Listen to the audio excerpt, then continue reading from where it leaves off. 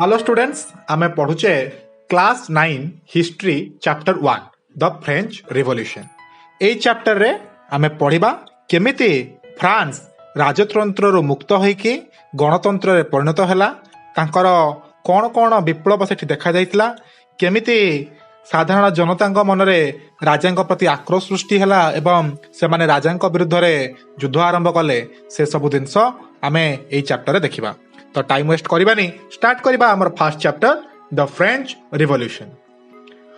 On the morning of 14 July 1789, the city of Paris was in a state of alarm.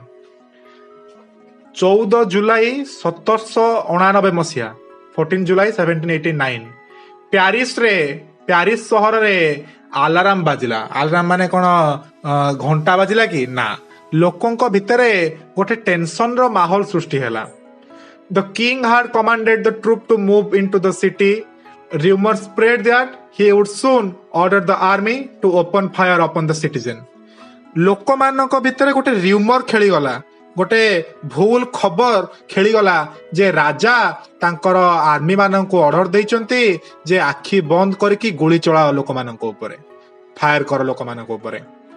Some 7,000 men and women gathered in front of the town hall and decided to form a people militia. 7,000 पुरुष एवं स्त्री town hall सामने एकाठी हेले एवं सेमाने decide कले जे सेमाने गोटे संगबंध भावरे नागरिक मानकर गोटे सेना हेकी सेमाने gathered हेबे, एकाठी हेबे। They broke into a number of government building in search of arms.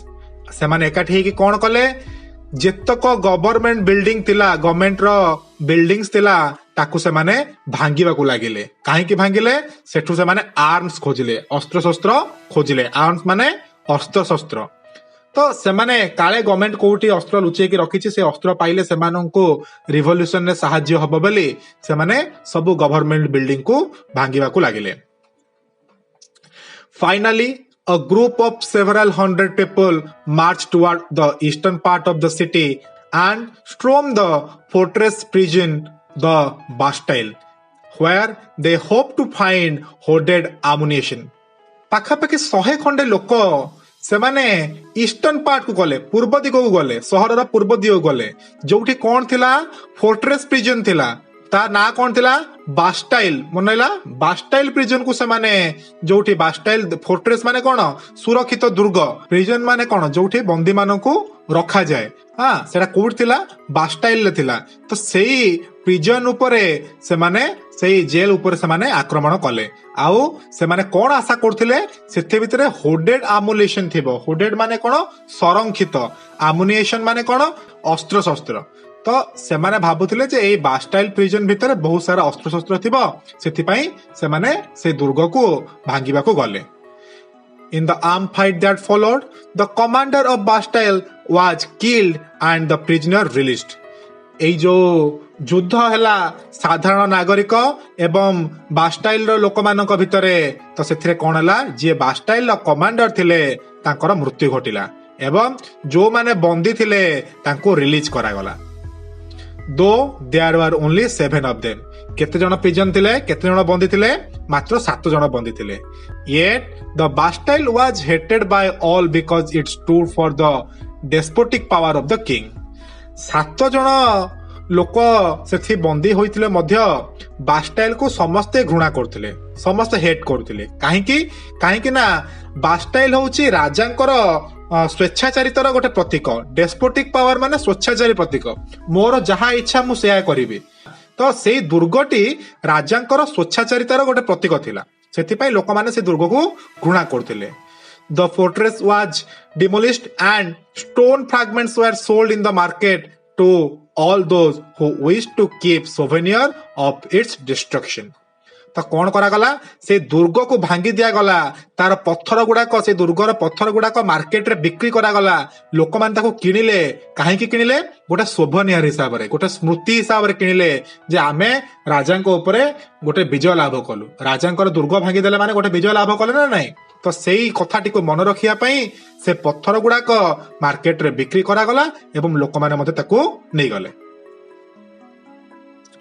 The days that followed saw more rioting both in Paris and the countryside. ता परदिन आहुरी अधिक रायट हैला, आहुरी अधिक दंगा हैला, आहुरी अधिक लोक माने विप्लव कले कोठी कोठी प्यारिस रे एवं प्यारिस बाहर मध्य. Most people were protesting against the high price of bread. समस्ते काहे के प्रोटेस्ट करथिले, काहे के विप्लव करथिले? ब्रेड रो रेट बढ़ी जाइथिबारो. हाँ, पाउरुटी रो रेट बढ़ी जाइथिबारो एठी ब्रेड माने खाली पाउरुटी नुहे, एठी खाइबा कथा कहा जाउची, फूड कथा कहा जाइची. फूड रो पैसा बढ़ी जाइथिबारो ता अगेंस्ट रे लोक माने प्रोटेस्ट कले, विप्लव कले. Much later, when historians look back upon this time, they saw it as the beginning of chain of events that ultimately led to the executions of the King of France. Historian जेतेबेले आको देखंती ए घटना को, ए riot को, ए विप्लव को, से माने जानते जे एटा केवल आरंभ थिला जोटा कि आगो को जाय कि किंग ऑफ फ्रांस, राजा जे थिले फ्रांस रो, तांकर मृत्यु ठई समाप्त होला. माने भाब साधारण गोटे ब्रेड पैसा बढ़िबारो लोक मानकर विप्लव आरंभ होला एवं से विप्लव शेष रे राजा का मृत्युर मध्य कारण होला. Though most people at the time did not anticipate the outcome. Anticipate माने कोन? पूर्वरु किछि भाबी नथिबा, किछि व्यवस्था कर नथिबा.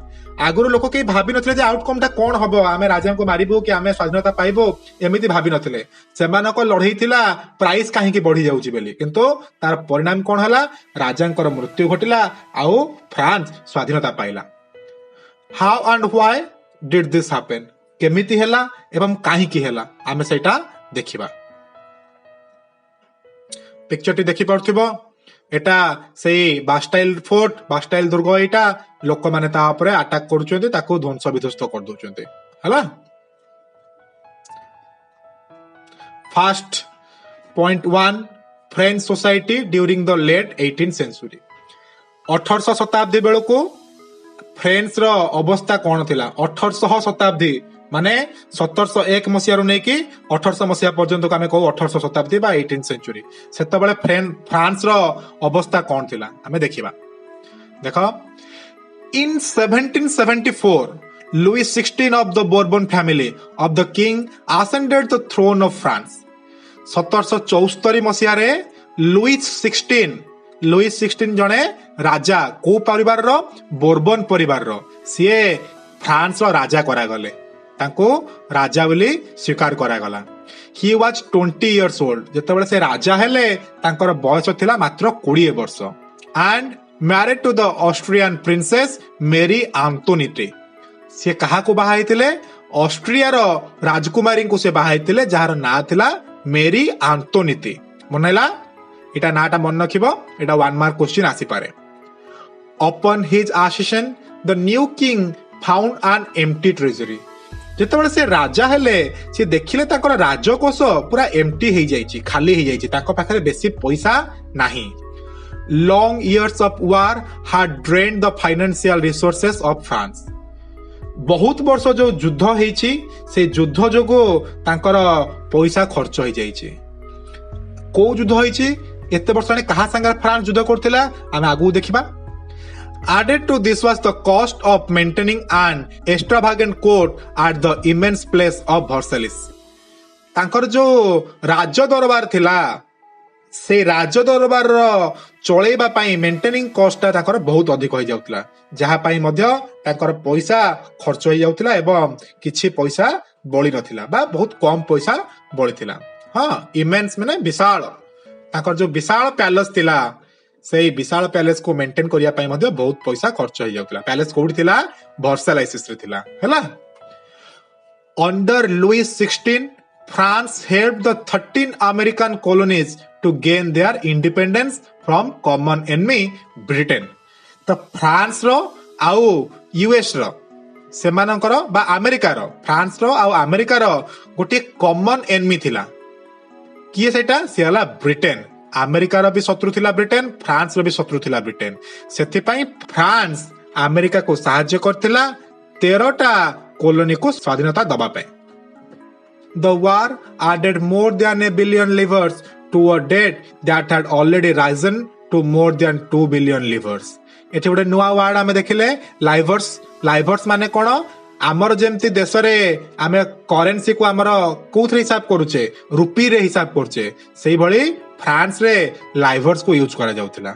हां एट लिखा हिथिबो लाइवर्स माने हला unit of currency in France discontinued in 1794 1794 परे ए लाइवर्स उठी गला बुझला कि नै तापर नुवा करेन्सी आस्तिला।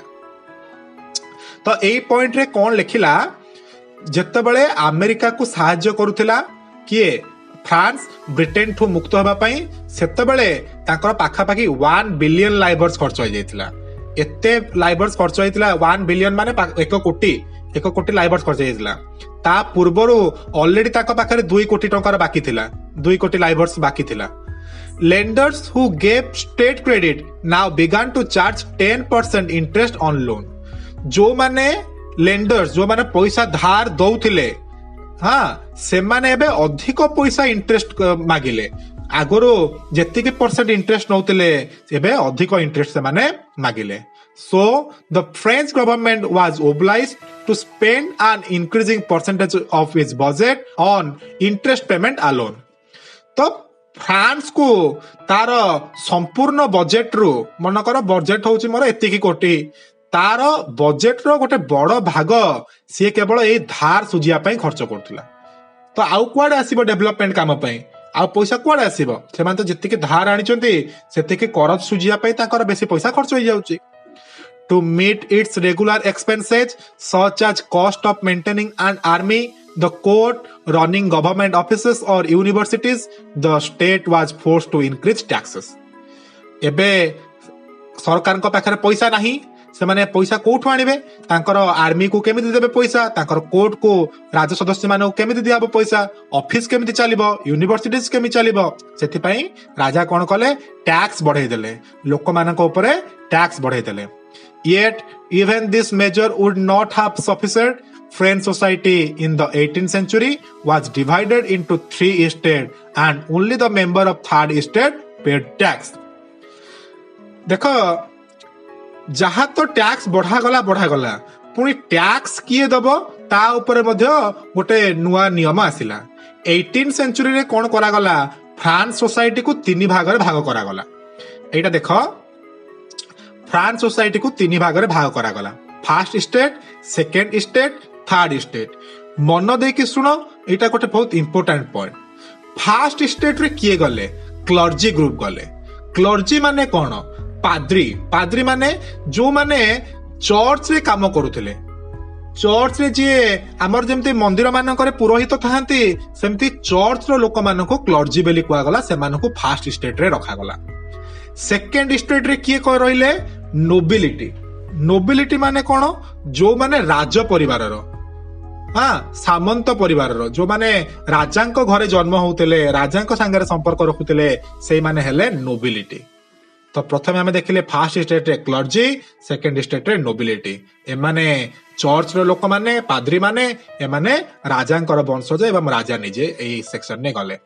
थर्ड स्टेट रे आसिला 3टा सेक्शन आसी गला। थर्ड स्टेट को पुणी 3 भाग कराय गला। प्रथम सेक्शन ने थिले बिग बिजनेसमैन बड़ बड़ व्यवसायिक लोक थिले मर्चेंट्स थिले कोर्ट ऑफिशियल्स राजांकर जे मंत्री परिषद थिले सेमान सब थर्ड स्टेट रो एई सेक्शन ने गले। लॉयर्स माने सेमाने मध्य एई सेक्शन ने गले। तापर कि आसिले पिजेंट्स एंड आर्टिशियंस कृषक माने एवं जो माने काम करथिले पॉट बनौथिले आर्टिशियन माने थिले से माने सेकंड स्टेप रे आसिले। पुणी ता तळको किए रहले स्मॉल पिजेंट लैंडलेस लेबर आउ सर्वेंट्स माने सबुटो गरीब दल जिए जो माने सबुटो स्मॉल पिजेंट सबुटो गरीब चासी छोट छोट चासी लैंडलेस लेबर जार निजर लैंड नाही अन्य लैंड रे जाई काम करछंती एवं सर्वेंट्स माने बुझला। तो एमिति भाबरे 18th सेंचुरी रे फ्रांस को डिवाइड कराइतिला। एटा गोटे शॉर्ट नोट क्वेश्चन आसी पारे एटा गोटे लॉन्ग टाइप क्वेश्चन मध्ये आसी पारे। ओके आमे आगु को देखिबा तापरे कोन हला आमे जानले जे टैक्स बढ़ा हिची। Yet even this measure would not have sufficient। France society in 18th century was divided into 3 estates and only the member of 3rd estate paid tax। तो एमाने फर्स्ट स्टेट और सेकंड स्टेट एमाने पैसा दउ नथिले tax बांधु नथिले tax केवल third state रो लोक बांधुले हां कि नहीं। The society of the state was part of the feudal system that dated back to the Middle Age। The term old regime is usually used to describe the society and institutions of France before 1789. 1789 मसीहा पूर्वर society को कुआ जाउतला old resume. हाँ सेमाने आउ तापर a term टाको use करा गलानी old regime बेले आउ कुआ गलानी जोटा फ्रांस रे 1789 पूर्वरु थिला ताकू ही हमें ओल्ड रेजिम बेले कहबा। तापर कोन हला figure to shows how the system of state in France society was organized. Peasants made up about 90% of the population. भाबो France रो समुदाय जनसंख्या रो 90% होउचंती केवल कृषक माने। However, only a small number of them owned the land they cultivated. ए 90% भितरु खूब कम लोकों पाखरे निजर जमी थिला जोथरे से चाष करथिले। About 60% of the land was owned by nobles, the church and the richer member of the third estate. समुदाय जेतिकी जमी थिला तार 60% जमी एई लोक मानक पाखरे थिला, राजांक पाखरे थिला, चर्च लोकों पाखरे थिला आउ थर्ड स्टेट रो ए जो धनी श्रेणी आमे देखिले एई मानक पाखरे थिला। The member of the first two estate, that is the clergy and the nobility, enjoyed the certain privilege by birth. तो जो माने क्लर्जी थिले, पाद्री थिले एवं जो माने नोबिलिटी थिले, राजवंशर थिले, सेमानंकु केतेटा बार्थ राइट मिलुथिला, जन्मसिद्ध अधिकार मिलुथिला। जन्मसिद्ध अधिकार माने कोन? तमे राजांक घरे जन्म हलो माने तमे बड़ होई कि राजकुमार हलो, तमे तापर राजा हेई पारो। हाँ एटा हला तमरा बार्थ राइट। तमे राजा घरे जन्म हलो माने तुमको टैक्स दबा को पड़िबनी, एटा ताकर बार्थ राइट। हाँ तो सेही भलिया क्लर्जी मानको मध्ये ए बार्थ राइट मिलुथिला। तमे पाद्री घरे आउसे जन्म हलो माने तुमको मध्ये टैक्स दबा को पड़िबो नै। The most important of these was exemption from paying taxes to the state. तो ताको कोन राइट्स मिलिथिला, कोन सुविधा मिलिथिला? प्रथम सुविधा हला सेमानको टैक्स दबाको पड़ुनथिला, क्लर्जी मानको पड़ुनथिला कि नोबिलिटी मानको पड़ुनथिला। राजा परिवार लोक टैक्स नौ नथिले कि पाद्री बा चर्च लोक माने मध्य टैक्स नौ नथिले।